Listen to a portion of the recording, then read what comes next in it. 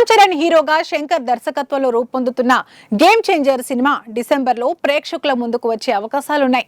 ఇప్పటి వరకు విడుదల తేదీ విషయంలో నిర్మాత దిల్ రాజు కాంపౌండ్ నుంచి ఎలాంటి క్లారిటీ రాలేదు. ఆ మధ్య ఇండియన్ 2 ఫలితం కారణంగా గేమ్ చేంజర్ పూర్తిగా చేంజ్ చేస్తున్నారని, ఆలస్యమయ్యే అవకాశాలున్నాయంటూ ప్రచారం జరిగింది.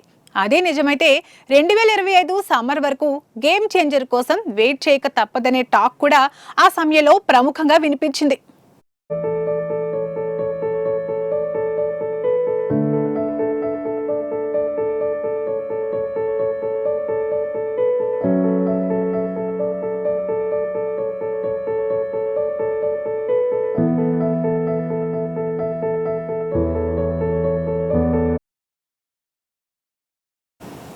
తాజా సమాచారం ప్రకారం గేమ్ చేంజర్ సినిమా షూటింగ్ చివరి దశకు చేరిందట.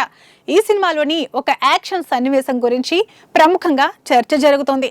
దర్శకుడు శంకర్ అంటేనే భారీతనంకు పెట్టింది పేరు. అలాంటి శంకర్ దర్శకత్వంలో గేమ్ చేంజర్ రూపొందుతూ ఉందంటే ఖచ్చితంగా అంతకు మించి అన్నట్లుగా సన్నివేశాలు ఉండటం ఖాయం.